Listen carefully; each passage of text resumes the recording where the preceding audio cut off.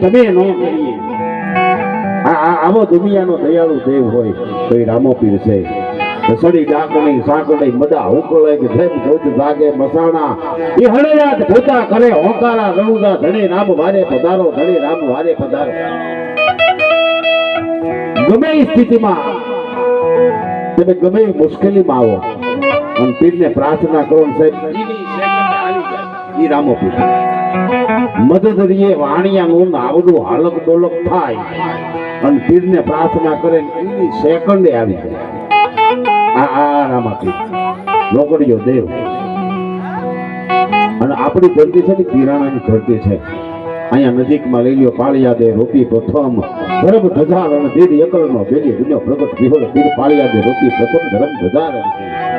ઈ પરિયા બીજાના પાવે નહીં દિવાળીને દી વાલો આપે વિહળો ઈ તો ગોળ ચોખાને ઘી પરિયા બીજાના પાવે નહીં દિવાળીને દી. ઈ મુઓ પુત્ર મુખી તણો જેને હરપે જીતો તો રંગ ઈ બાલ સુગરિયાણામાં ભેટિયા તેથી પીર વિહળે રાખ્યો વંશ મુઓ પુત્ર મુખી તણો જેને હરપે જીતો તો એક ના એક મુખી પટેલ ના દીકરાની એ લાશ પડી હતી. પટેલની જોત ઉરવે જાતી હતી અને પાળિયા ઠાકરાને બેઠો કરતા હોય. આ આવી પીરાણા અને ઈથી થોડાક તમે આગળ રહ્યા તો તપના બળથી તોડિયા જગના લોહ જંજીર ઈ પ્યાલો આંબે પીર ગુરુએ પાયો ગોવિંદા સતરંગ ધામને સોહાવવા આજ હરતે હિંદવો પીરી અમરા પરના આંગણે ભગત ગોવિંદ પીર સતરંગ ધામને સોહાવવા આજ હરતે સતરંગ જગ્યાની એક સત્ય ઘટનાની તમને વાત કરું. ગોવિંદ બાપુ ગાદીએ જગ્યાની શરૂઆત સાહેબ જગ્યામાં કામ હાલે જગ્યાની શરૂઆત જે માણા દાડી આવે મજૂરી આવે ભગત બાપા એને ગોવિંદ બાપાને એવો નિયમ હતો ખાંડ પડે એટલે એક પથ્થર ઊંચો કરી એમાંથી પૈસા કાઢીને બધાને રોજે રોજની દાડી આપી. આવો ગોવિંદ બાપુ નિયમ હતો. એમાં બે માણા દાડી આવતા ને એમાં થોડીક એની દાન જ બગડી માણાથી જ ભૂલ થાય. હા માણાથી જ ભૂલ થાય. એને એમ તો બાપુ બાજુના ગામમાં ભજનમાં જવાના છે બાપુ પથ્થર હેઠે પૈસા રાખે સાંજે જાય બે આવ્યા રાતે આમથી તેમ પથ્થર ઉચક્યા કઈ મળ્યું નહીં. અડધીક રાતમાં ગદર ભાંગી ગયો. ડેલીમાં નજર કરી તો ગોવિંદ બાપુ બેઠા છે સતરંગનો પીર બેઠો છે. બે ડેલી બહાર નીકળી ગયા. પેલા બીજાને કીધું કે તું કેતો બાપુ બાજુના ગામમાં ભજનમાં ગયા છે. બાપુ ત્યાં બેઠા છે કે આજ પાકું કરવું છે. બે પાકું કરવા બાજુના ગામમાં ગયા તેના બાપુ ભજનમાં સાહેબ બે પાછા આવ્યા. આખી રાત પથ્થર ઉચક્યા કઈ મળ્યું નહીં અને થાકી કંટાળીને ઘરે ગઈ ગયા. સવારમાં પાછા નિત્યક્રમ મુજબ દાડીએ ગોઠવાઈ જાય કે એમ ન પડે ને. આખો દી દાડી કરી કાળી મજૂરી કરી અને હાજનો જે બાપુનો ક્રમ હતો બધા દાડિયા છોડતા હતા એટલે એક પથ્થર ઊંચો કરી એમાંથી પૈસા કાઢીને બધાને દાડી દેતા. આ બેન ડબલ દાડી જેથી બીજા અમુક લોકો દાડી આવતા એને કીધું તો બાપુ દાડી કરીને રોજ આપી દો છો. આ ડબલ કેમ દાડી એ સાહેબ સતરંગના ઠાકરે કીધું હતું. પંચાળના સંતે કીધું હતું કે વાલા રાતે દાડી આવ્યા હતા. હા કે રાતે દાડી આવ્યા હતા સાહેબ. ચોરી કરવા આવે ને દાડી આપી દે એના માટે કેવું પડે કે સંત બળે પર માર થી શીતળ વાકો અંગ તપાત બુજાવે ઓરંગ કી દેતે અપનો રંગ સંત બળે પર માર થી શીતળ વાકો સાહેબ. સંત નહોત સંસાર માં જલી જાત બ્રહ્માંડ વિજ્ઞાન કેરી લહેર માં તો ઠારો તો ઠામો ઠામ સંત નહોત સંસાર માં જલી જાત સંતોના કઈક ભજનની તાકાત હોય. એક નાનો એવો 1 મિનિટનો મુદ્દો ચા પી લે સાજિંદાઓ સાહેબ. જેથી ઢેરડી નગરના ધણીએ આ વાત આપણે અનેક વાર સાંભળી છે. આપા ગોરખાની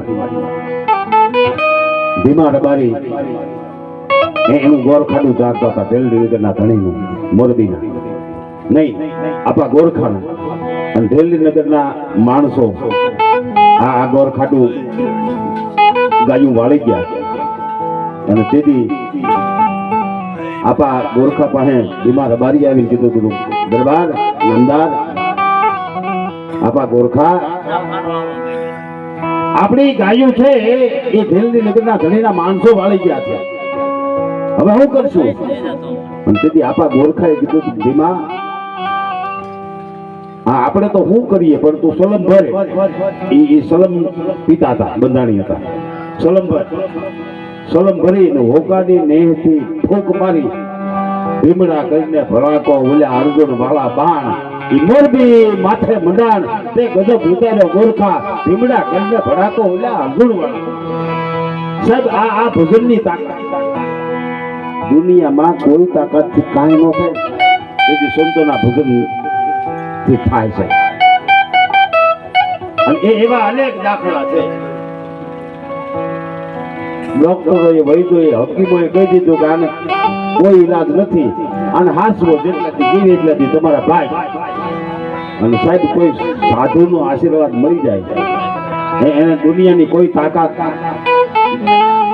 ઉપર જવા ન દે, એને બતાવી લે. પણ તકલીફ કઈ આપણને ભરોહો નથી. હા ભરોહો નથી, મુદ્દો ભરોહાની વાત છે. એક દાખલો આપું તમને. બાપુ ઘણા વાતો કરે કે હળદર પાપ ધોવાઈ જાય. અમે ના ગિરી બાપુ હળદર ગયા હતા, કથા હતી એમાં બે ભાભલા આપણા વિસ્તારના ઈ બે વાતો કરતા હતા. ઈ કે પાપ તો કરવું પડે હો, ક્યાંય આવીને હું ધોતિયા ધોવા.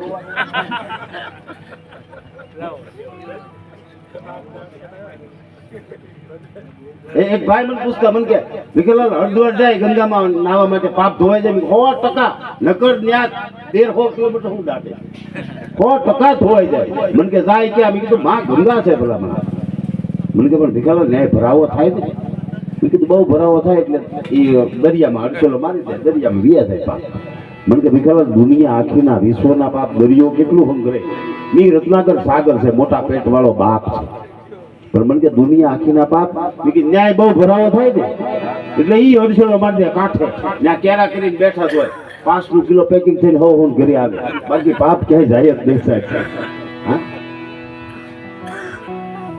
સાહેબ અમુક બાબત એક મુદ્દો આપું તમને. એમાં આપણે આપણો ધર્મ પણ ઊંડો ઉતર્યો છે. માણામાં ભગવાન નો દેખાડે ગયો, પાણામાં દેખાડી ને આપણો ધર્મ કઈ ગુણો ઉતર્યો છે. આપણને 10મો ભાગ ઘટાવીએ ગયો, પણ તમારા ઘરમાં આવે એ નીતિનો જ રૂપિયો આવે એ ન કરીએ.